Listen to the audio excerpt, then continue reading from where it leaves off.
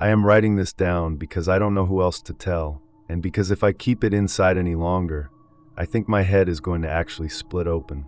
My wife, Sarah, doesn't talk about it.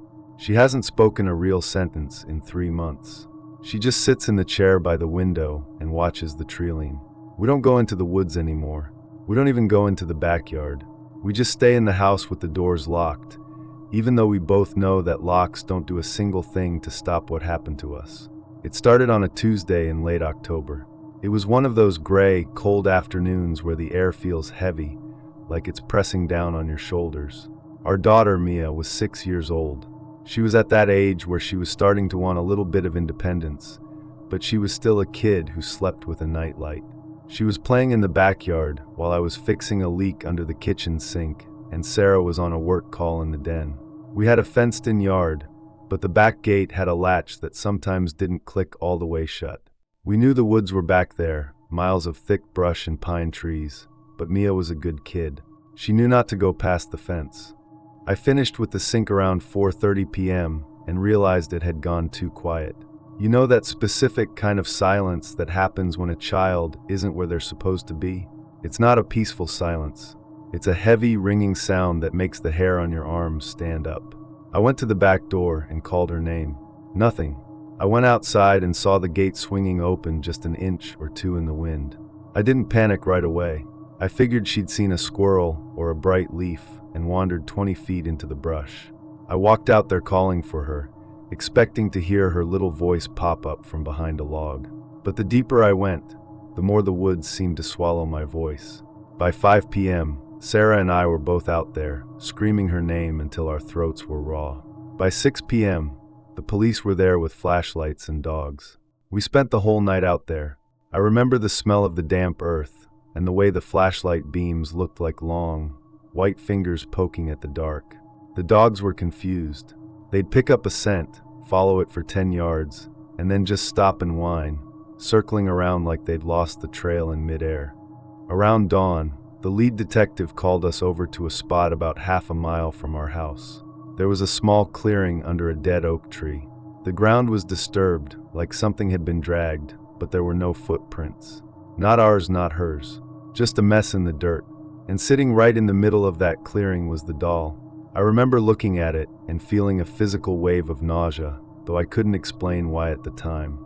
It was a rag doll, about 12 inches long. It looked incredibly old. The fabric was a dull, stained gray-white, and it was wearing a tiny, tattered dress made of some rough material like burlap. It didn't have a face, not a real one. It had 2 mismatched black buttons for eyes and a single, crooked line of black thread for a mouth. Its hair was just a few strands of coarse, matted yarn. It was filthy, covered in the same dark mud from the clearing. The detective asked if it belonged to Mia. I told him no. Mia liked plastic dolls, the kind that came with glittery outfits and tiny shoes. She hated old things. She would have been terrified of a doll that looked like this. But Sarah reached out and picked it up. She didn't say anything. She just wiped a smudge of dirt off the doll's forehead with her thumb. Her hand was shaking so hard the doll's little cloth legs jiggled.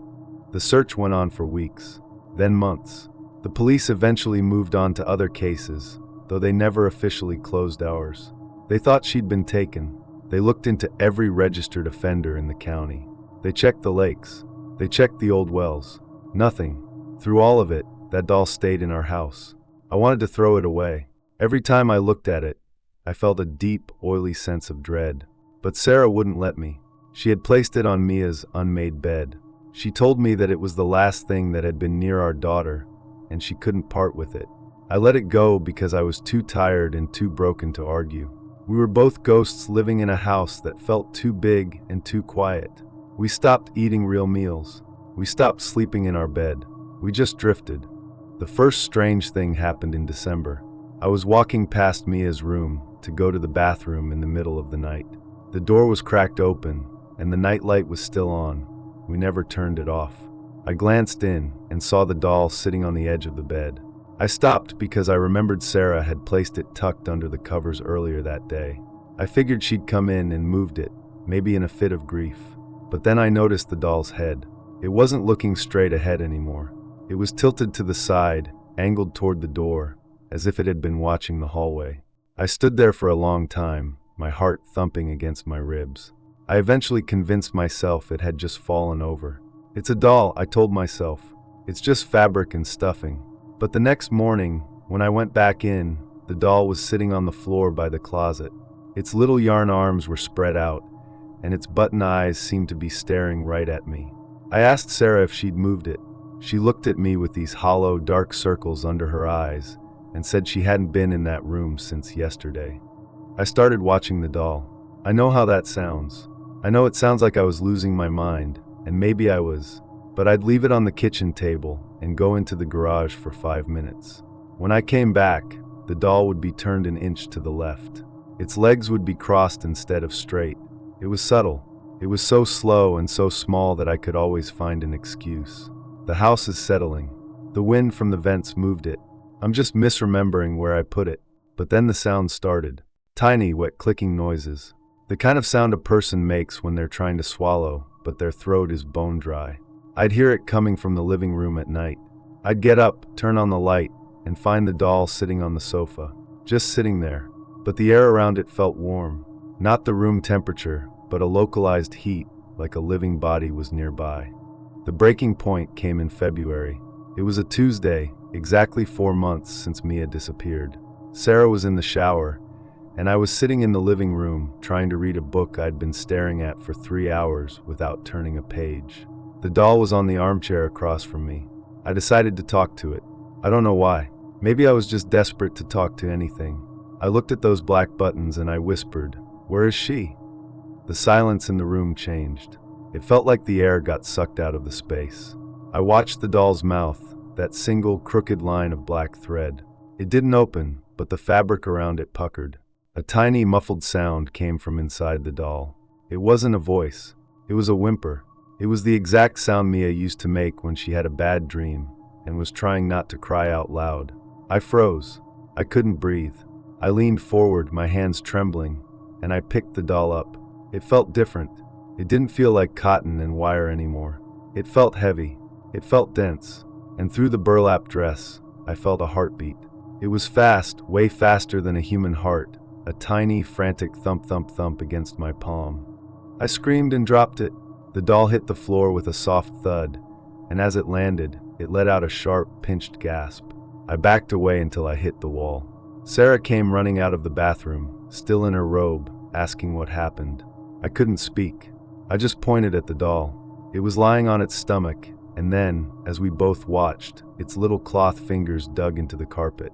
It didn't crawl, not exactly.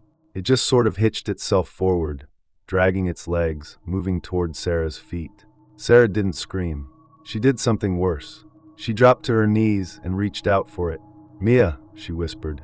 I told her she was crazy. I told her it was some kind of trick, some kind of sick prank or a parasite or something. But then the doll turned its head. It didn't spin around like a toy.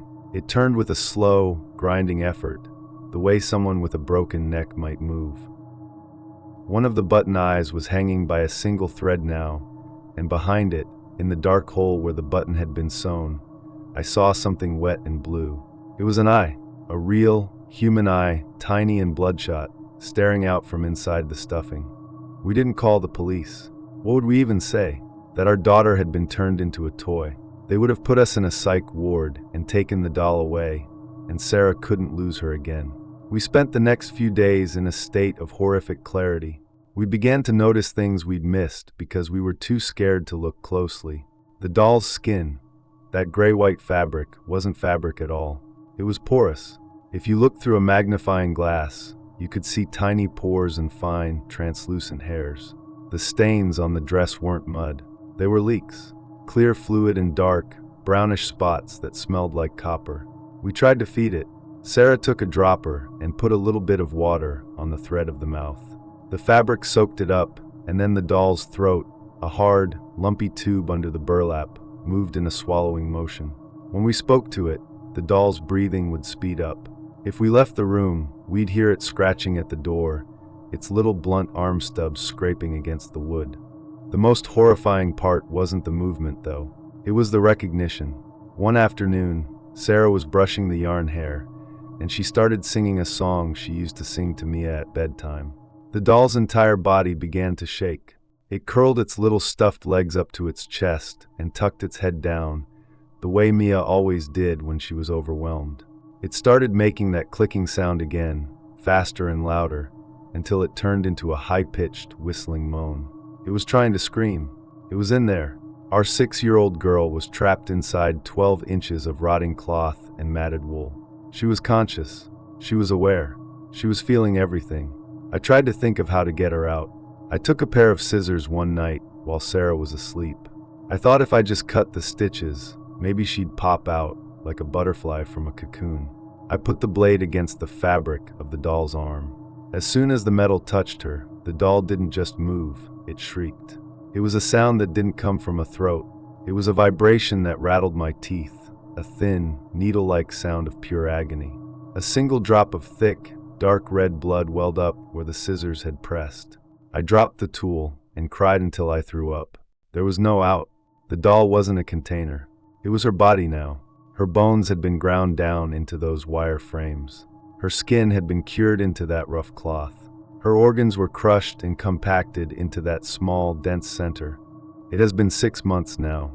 The doll is getting worse. The fabric is starting to fray at the joints, and the stuffing, which we now know is a mixture of hair and something that looks like dried muscle, is starting to poke through. She can't move as much as she used to. She mostly just sits where we put her. Sometimes she'll grab my finger with her little cloth hand, and the grip is surprisingly strong, a desperate, clenching squeeze that says, "Don't leave me." Sarah spends her days dressing the doll in Mia's old doll clothes, but they don't fit right because the doll's proportions are all wrong. The clothes just hang off her like shrouds. We don't talk about the future. There is no future. We're just waiting for the fabric to wear out completely. We're waiting to see what happens when the container finally falls apart. I can see her eye through the hole in her face more clearly now. It's always open. It never blinks because she doesn't have eyelids anymore. It just stares at me, full of a dull, constant terror that I can't fix. I can't do anything but sit here and watch my daughter rot while she's still alive. Sometimes, at night, I think about taking her back to the woods. I think about putting her back under that dead oak tree and walking away. But then I feel that little heartbeat through the burlap, and I know I can't.